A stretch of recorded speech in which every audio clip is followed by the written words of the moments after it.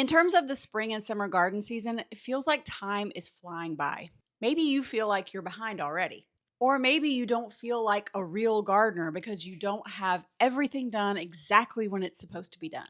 Maybe you're not confident about knowing exactly what to do when. I've got a little bit of news and I want to let you in on a little secret. Every single year is different, and even we seasoned veterans don't know how a year is going to unfold before it unfolds. We just have to take what comes and handle it when we get there. For example, will it be hot or cold, dry or wet? Will it be dry during the wet season or wet during the dry season? All these things are different.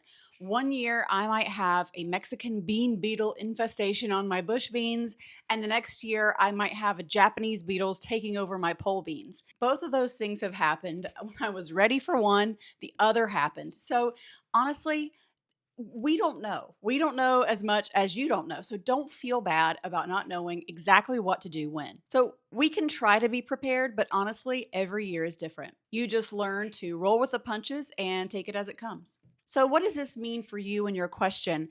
Do you have time to start seeds? Well, what it means is that these rules are not hard and fast rules, and these rules are meant to be broken. So you come to me on March 27th, which is today, and you say, Michelle, do I have time to start seeds? And I'll say yes and. Yes and. Yes, you still have time to start seeds, and you're going to buy some transplants. Is that really a calendar trick though? Well, here's the trick. The trick with the calendar is that you are going to change the way you see the calendar. And once you change the way you interact with that spring, summer planting calendar, you're going to realize that there is indeed a trick to it and you're going to be in complete control of it. So the way you see your calendar now is that there's a hard and fast rule. Summer veggie starts have to be started from seed between 4 and 6 weeks before my last frost date. And if I do it a week later, I'm too late and it can't work. That's not the way to look at your calendar. But if you haven't started yet, you'll assume that the calendar says you're too late. But you're not too late if you go buy transplants now and start seeds. So it's March 27th. I've done several videos about all of the transplants that are available in your garden centers, your big box retailers, and there are a ton of tomatoes, peppers, things like that, right? There are also a lot of seeds. And so what you're going to do is you're going to double plant to keep yourself on track and trick yourself into how you see your calendar.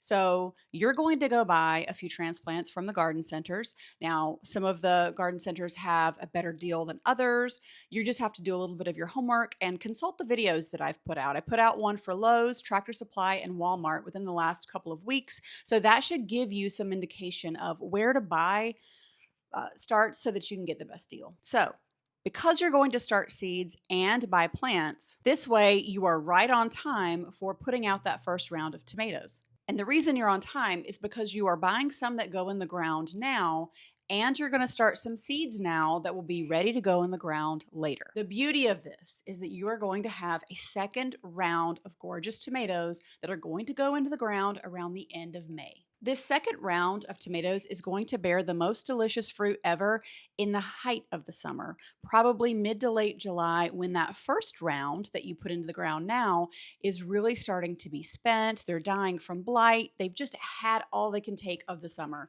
Well, the second round is going to come in and save the day.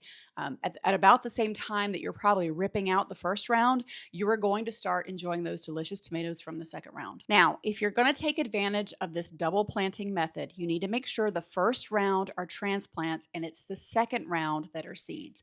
Why is that? Well, it's because right now all of your garden centers have the biggest selection of vegetable transplants and starts that they're going to have, right? Like this is the prime time to grow them and sell them. And so that's why your first round needs to be transplants that you buy, because in another 2 months, when you're ready around that mid to late May mark and you're ready to put that second round out, you're not going to be able to you won't be able to go to the garden center to get those. You actually have to go, you'll have to start them from seed. Now, this is because your local garden center is going to be full of these gorgeous, luscious plants right now, but in a couple of months, they're not going to be. Like in a couple of months, they're going to have like a piddly little few straggly hot pepper plants that they have on special that they're trying to get rid of. Like you've probably seen it, right? They're on the discount rack and you feel so bad. First, it's half off and then it's 75% off. But that's pretty much all it's going to be in the garden center at that time. So that's why your first round needs to be transplants and your second round can be seeds.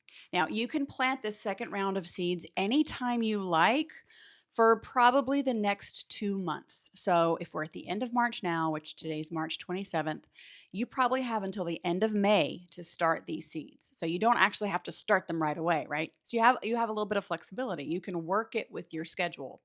The only thing I will say is that you shouldn't start the second round much later than end of May because if you wait until the end of May to start them, then they're not going to be big enough to transplant till probably the mid to end of July. And then you're starting to run up into shortening days. And tomatoes need a lot of really warm sunlight, lots of strong direct sun. And that sun is getting lower in the sky. And so as we're approaching fall, you really want to make sure that when you do that second round of tomato seeds, peppers, eggplant, you really do it sometime between mid-March, mid-May. Now, you're going to I'm in zone 8A. So you'll want to adjust this accordingly to whatever you know your growing season or schedule is based on your growing zone. You'll want them to be big enough to transplant out by mid-July at the latest so that you can start to get a harvest off of them by September. And September is when your days really start to get shorter. You get shorter sunlight exposure, and it gets really hard to get enough sunlight on those to really ripen them. So trust me, I've tried a lot of this. I've waited to see how late can I start seeds, how late can I put them in the ground, and I promise you, I tell the truth. So this method will work for anything like tomatoes, peppers, or eggplant. Now, if you're wondering if it's too late to grow or start seeds for broccoli, cabbages, Brussels sprouts, any of your brassicas that need time to like form a little cabbage or a head, I'm going to say probably so. For me, it's starting to get warm and these plants will bolt, which means they'll send up a flowering stalk right from the center. They'll kind of stretch out and they do that when it's warm. And if you haven't already gotten them in the ground now, it's really probably too late for that. What you should do is you should wait to plant those out late summer and early fall. And I'll make a video about that when the time is right. But just know that those guys really like it in the late summer into fall. But if you were to try to start them from seed right now, it probably is too late for brassicas. Now, things like kale that you're just harvesting the leaves off of, you could be okay. You'd still be fine.